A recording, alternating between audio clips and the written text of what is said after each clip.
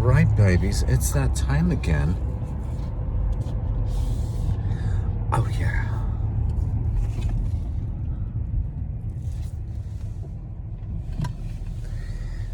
Paying attention to the traffic, isn't that nice of me?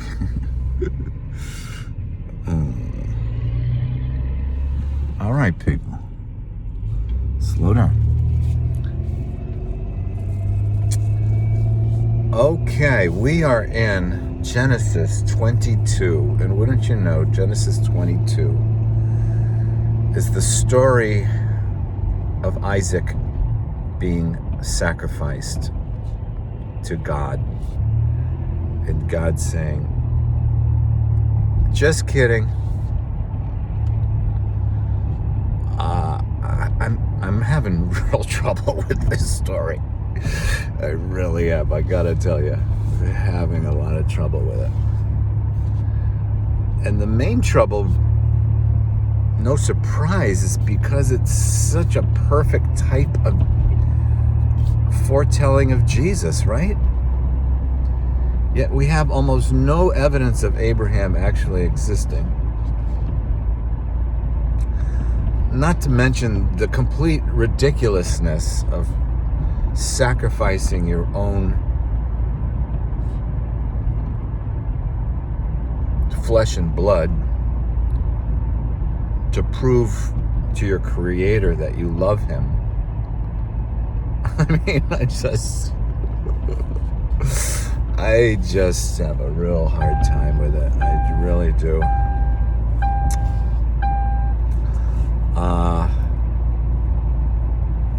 I don't know.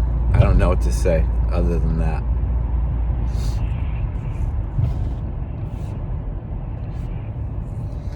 I mean, it's odd that I'm having this much trouble with it, right? Because I got no trouble with, praising God for giving us Jesus, right? I got no trouble with that. I'm like, oh yeah, baby, thank you, honey. But this one, it just kills me. I just yeah, literally, it's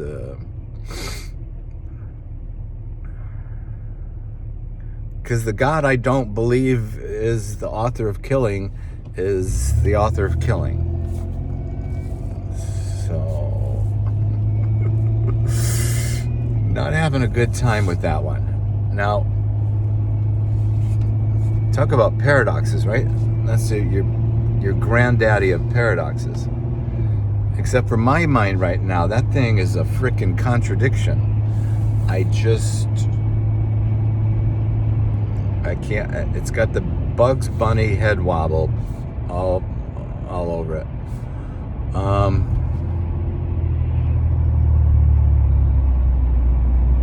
Yeah. Now,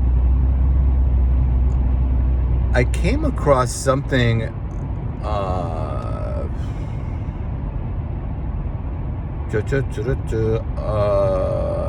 discussion about myths,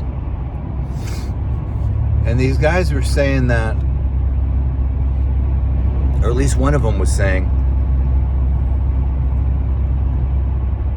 that they had no problem considering the possibility that God used myths that were believed by people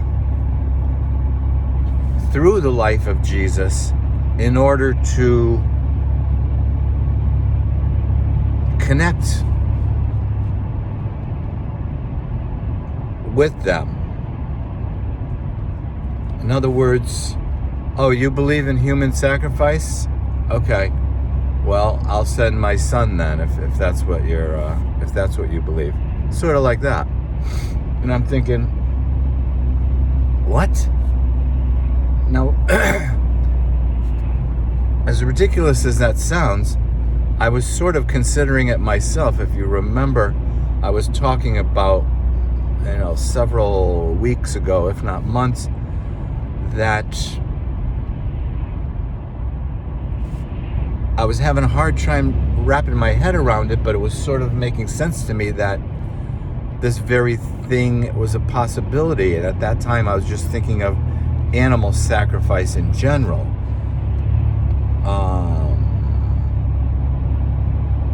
That there was many pagan practices.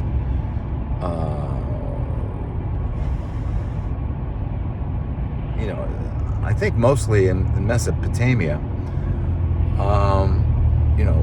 Thousands of years before the Jews ever emerged from the hills of Canaan.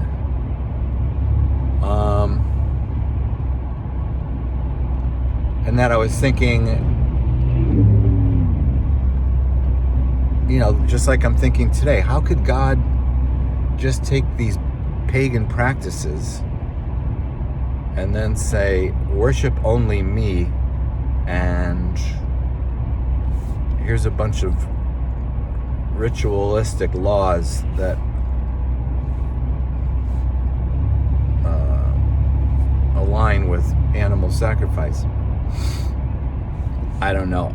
My brain is just like exploding right now. I'm having a hard time, which is really bothering me, because usually I have a firm capacity for paradoxes and just love them to death, to the point of like, oh yeah, baby, love it. But these are they're just setting my hair on fire. And so, yeah, I'm just going to have to leave it there and let God teach me. Because the more I focus on it, the more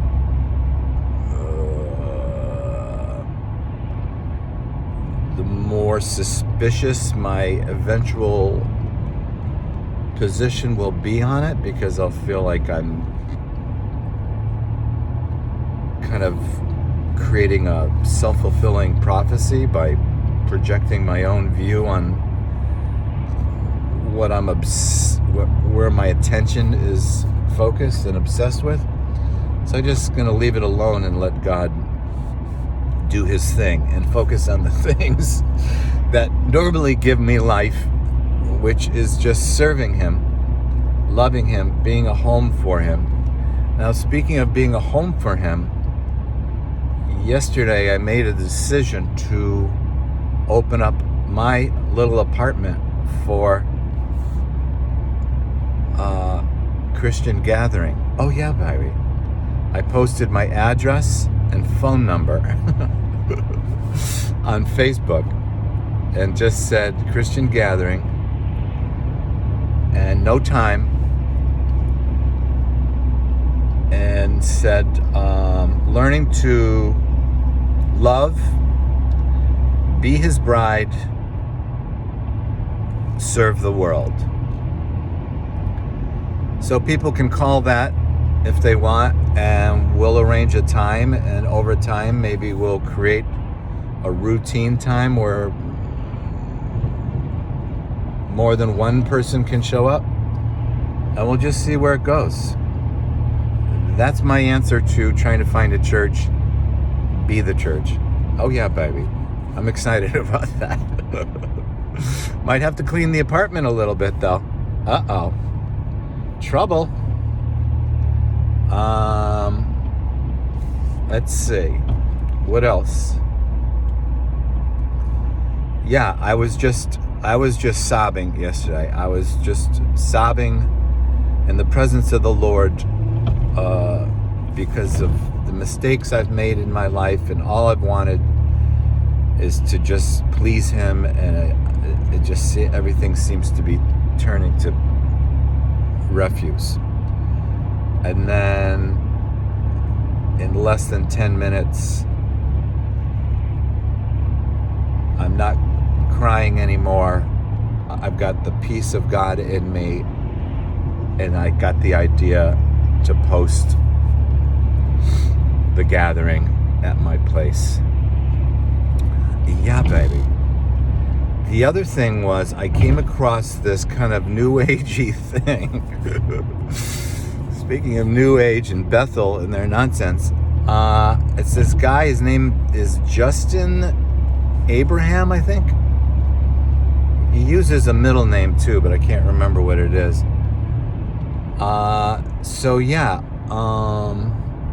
he's just all about loving Jesus, and he's into kind of speaking with the eternal ones.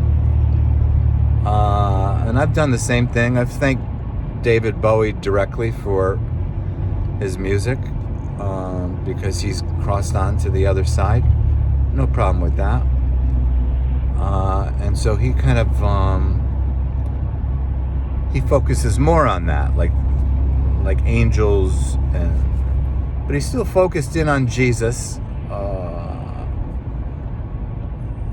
So there could be some errors there, but he certainly seems like understands that God wants things to be more miraculous, spiritual, and transcendent than we're used to. So yeah, lots of things going on. That's why I've gone overtime. All right, babies, make the most of it. Be a light wherever you are. Be a light, honey. Like that light is in my eyes. See ya.